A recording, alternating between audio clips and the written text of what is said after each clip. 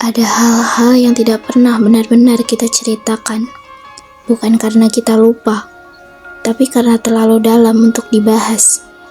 Kadang, rumah tak selalu menjadi tempat ternyaman, dan orang yang kita sayangi bisa juga menjadi alasan kita hancur. Tapi, waktu terus berjalan, dan kita belajar berdiri lagi. Karena, meski dunia terasa gelap, selalu ada cahaya kecil yang setia menunggu.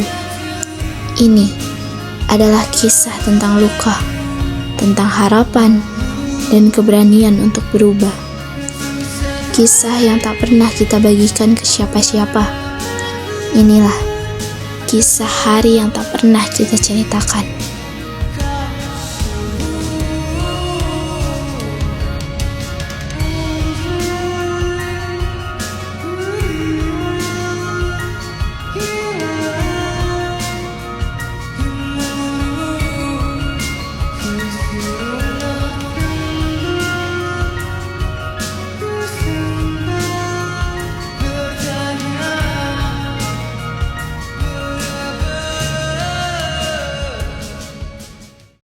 Dia, Askara Danendra, putra dari Letu Seno Danendra dan mendiang Nyonya Seno Ratih Danendra.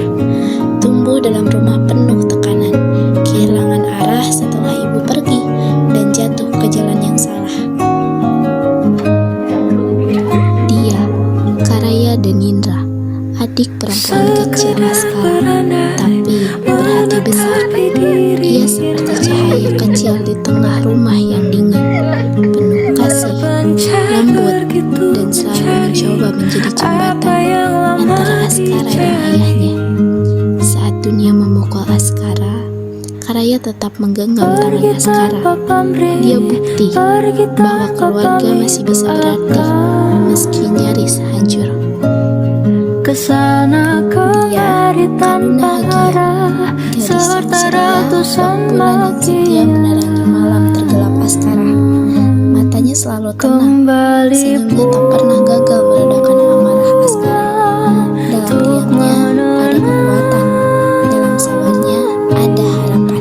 Karena bukan hanya kekasih, dia rumah, tempat Askara pulang ketika dunia menolak menjadinya.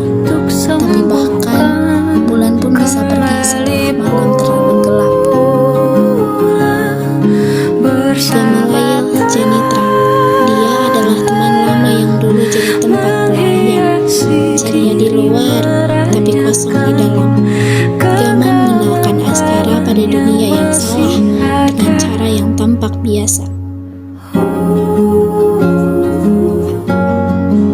Haidar Abian, diam, tajam, dan penuh sindiran.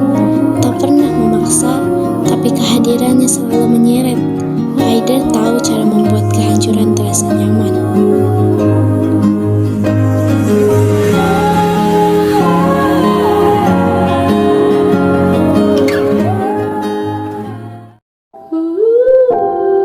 Kala itu, awan gelap menghiasi langit, seakan ikut bersedih dengan hujan rintik-rintik mengiringi langkah Askara yang mulai menjauh dari rumahnya. Setelah perdebatan panjang yang menguras tenaga, ia memilih untuk kabur dan menemui kekasih hatinya.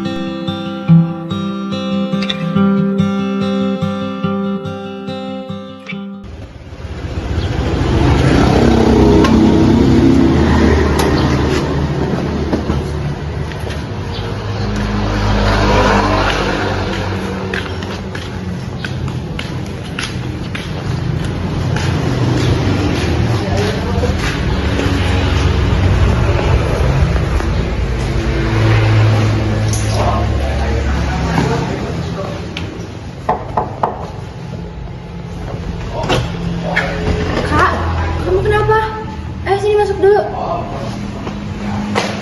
Nih kak, minum dulu.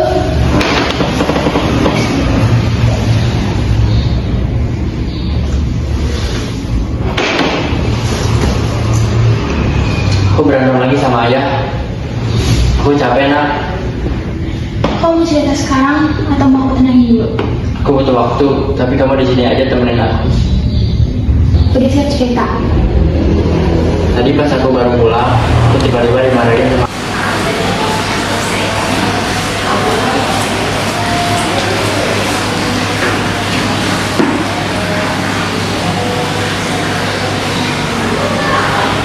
Dulu Mas Kak. Dari mana aja kamu? Semalaman baru pulang. Anu Pak, habis dinner di rumah teman. Mau pikir, Papa gak tahu. Apa sih Pak? Aku baru datang tiba-tiba dimarahin. Jangan bilang gak tahu Mas Kak. Ini apa?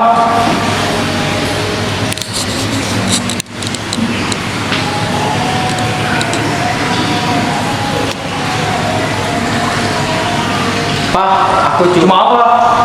Cuma balapan. Cuma bikin nyawa kamu dipertaruhkan. Cuma ngelawan bukan orang tua. Kamu bisa celaka, Sarah. Pak, aku bukan anak kecil lagi. Aku bisa jaga diri. Justru itu. Karena kamu bukan anak kecil lagi. Harusnya kamu tahu mana yang bodoh dan mana yang bahaya. Berapa kali Mama harus bilang ke Sarah, jangan balapan. Mendingan lanjutin kuliah kamu. Mau jadi apa kamu? Papa malu lah Sarah. Malu Papa.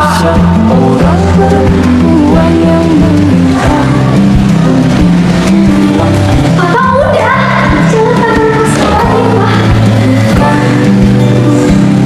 Dia bukan maksud Papa. Pak, kalau Papa kerja aku, bilang aja. Gak usah pakai tangan. Aku capek diatur kayak tangan. Hidup aku bukan punya Papa. Dia ya.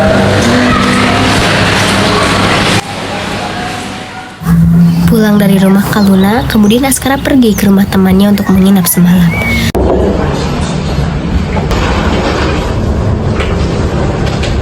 Kak, kenapa main di situ? Sini atau masuk dulu.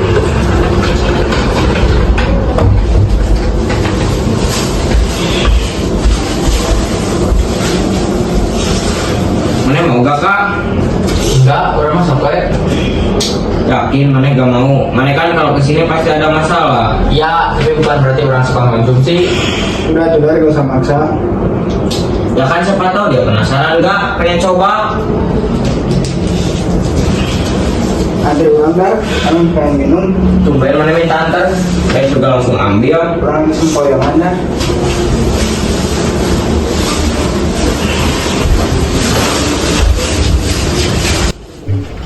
Apa orang coba ya? Lagian pusing juga.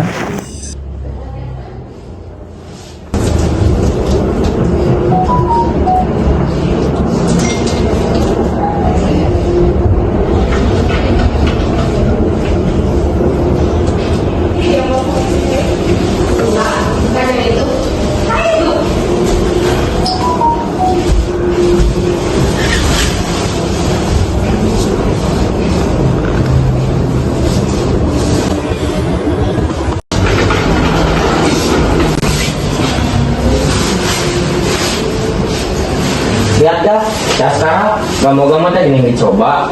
Malu kali gara-gara gak pernah pakai. Ya.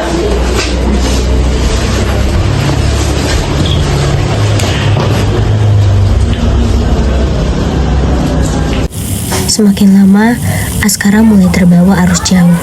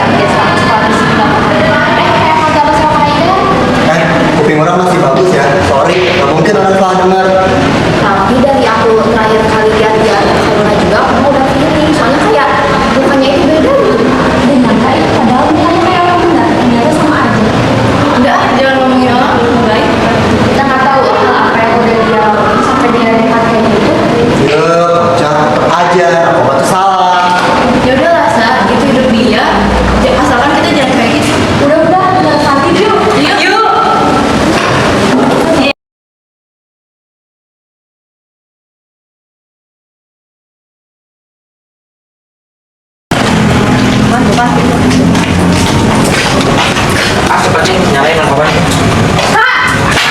Kamu ngapain? Nah, kenapa kamu di sini? Jadi yang diomongin teman-teman aku itu benar ya kak? Sejak kapan kau berani konsumsi narkoba? Aku minta maaf, Nak. Salah sama kamu sekarang.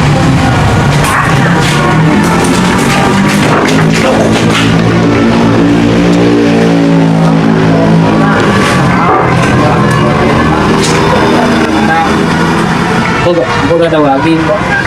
Kamu punya aku, Kak. Aku bisa jadi rumah buat kamu. Pulang kamu kalau dunia kamu lagi gak baik-baik aja. Aku gak mau jadi beban buat kamu. Aku gak pernah merasa terbebani sama kamu. Dengan kamu kayak gini aku ngerasa gagal kak. Aku nggak bisa jadi tempat pulang buat kamu. Kita selesai aja kak. Enggak, Nak. Aku gak mau gitu. Dan kamu juga gagal jadi tempat pulang buat aku. Ini pure kesalahan aku. Aku bakal berubah. Kesalahan kamu tetap sama aku. Aku nggak suka janji kak. Kamu kasih aku kesempatan. Kamu janji lagi. Seluruh tempat di seluruh dunia, dimanapun lagu cinta ini terputar, aku bergoyang kecil dan tersenyum tipis. Andai lagu ini tertulis olehku, direkam yang manis, diisi bombastis, ditujukan secara spesifik untukmu.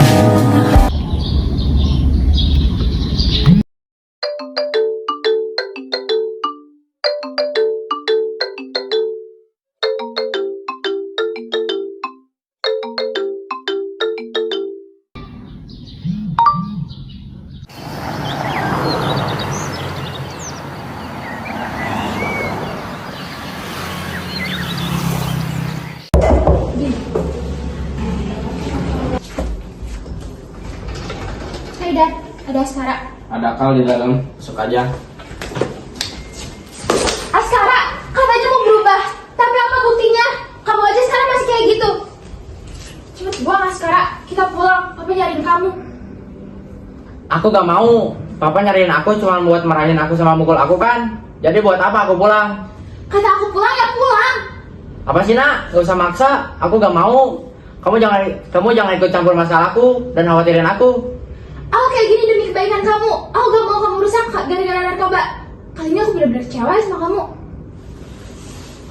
Peduli apa aku sama kecewa kamu, Nak? Kamu gak pernah tahu dan ngertiin kenapa aku jadi kayak gini sekarang. Asal kamu tahu, aku udah coba berusaha buat berubah. Tapi keadaan gak berpihak ke aku, Nak. Cuma ini yang bisa bikin aku tenang. Stop deh kak. Narkoba tuh cuma bikin otak kamu makin gila tau gak? Kalau Nak, ini hidup aku. Apa yang aku lakuin itu pesan aku. Jadi berarti cermetin hidup aku dan urus aja diri kamu sendiri. Kita putus Askara. Ya udah kalau itu mau kamu. Harus aku lewati. Setelah perpisahannya dengan Kaluna, Askara semakin terjerumus karena ia merasa bebas.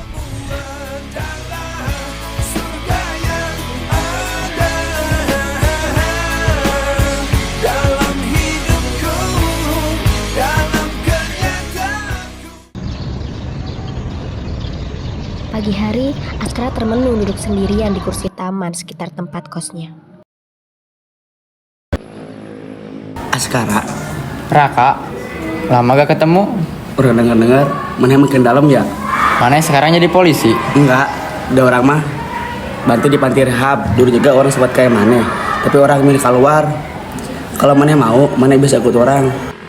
Gak sekarang juga ke bapak, tapi pintunya selalu terbuka. Sore hari setelah pertemuannya dengan Raka, Askara mulai sadar.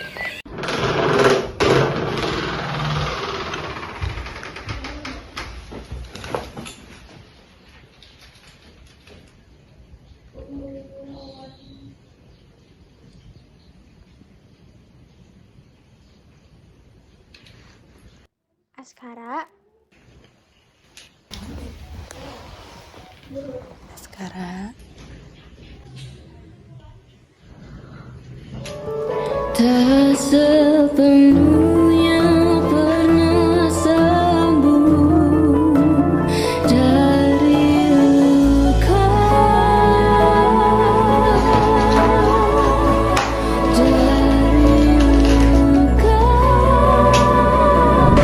Asal jangan sampai narkoba ya kak.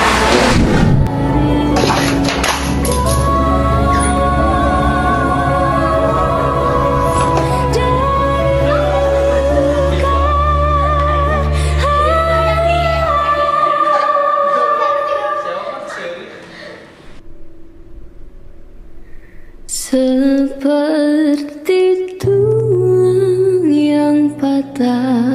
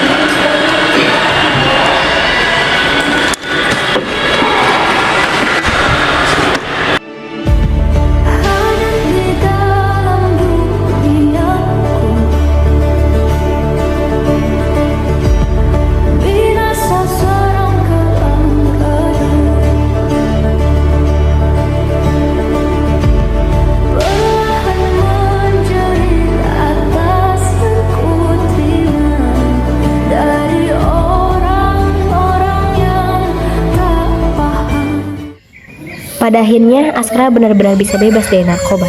Setelah hampir 1 tahun ia kabur dari rumahnya, akhirnya ia pulang.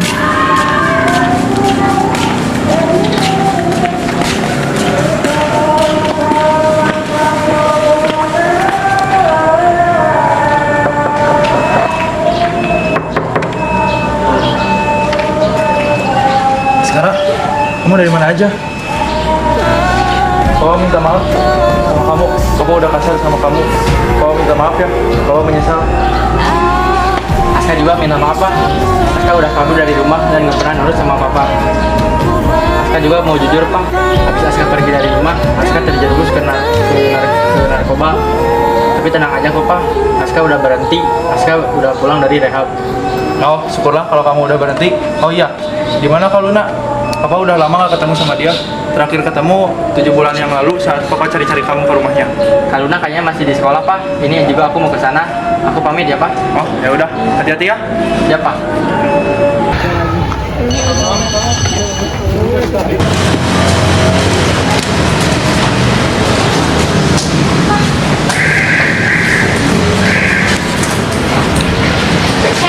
Mau kemana? Gak bisa. Mana ngapain sih Kak balik lagi? Yang dulu orang ngobrolin sama Kak Luna. Ngobrolin apa Kak? Mau ngajak di sini. Bocah jangan kepo. Ini suruh dia. Udah nih, awas ya lo. Mau ngapain lagi sih Kak kamu sini? Maaf Nak. Sekarang udah gak main lagi tuh. Terus sekarang kamu mau apa sini? Aku baru sadar setelah 3 bulan kita putus. Aku baru sadar ternyata kamu berharga banget buat aku. Masa? Aku mau sakit. Demi Allah Nak, aku udah berhenti. Aku udah bantu Raka di tempat rehabilitasi. Ya udah, bagus. Jadi gimana Nak? Mau balik sama aku kan? Kasih aku waktu Kak. Juga saat ini aku masih sakit. Pada akhirnya, ada kisah yang ditulis hanya untuk dikenang, bukan untuk dilanjutkan. Dan kita adalah salah satunya.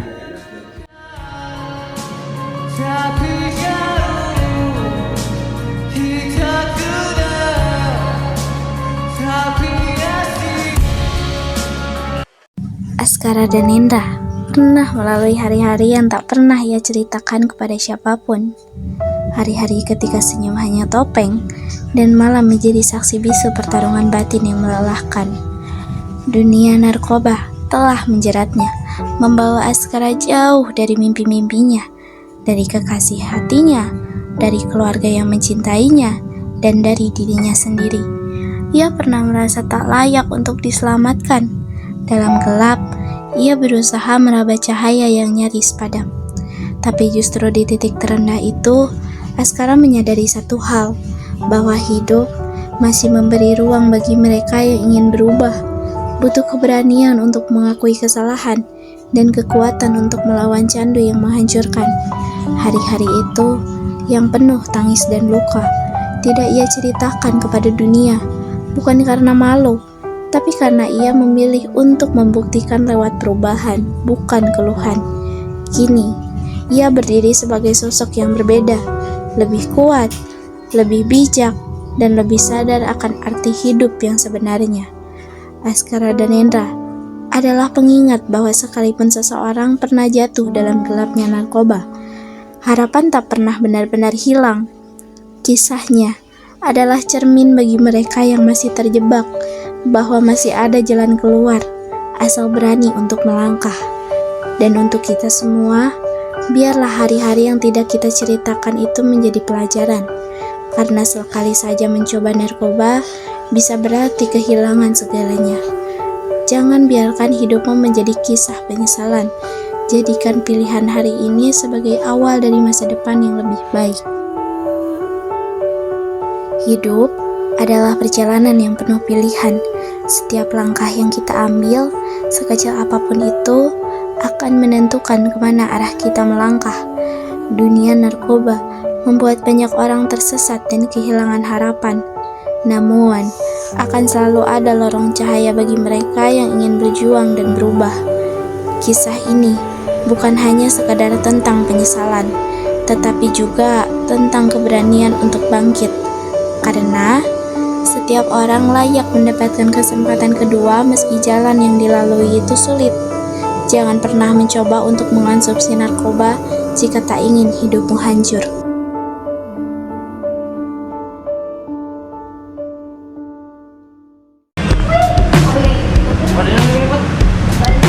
Balik sama aku ya, nak.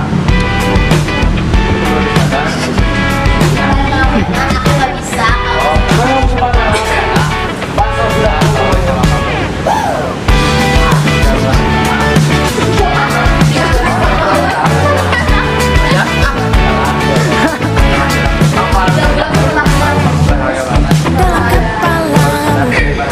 Ribuan memori mana yang membuatku seperti hari ini jatuh pertama dari sepeda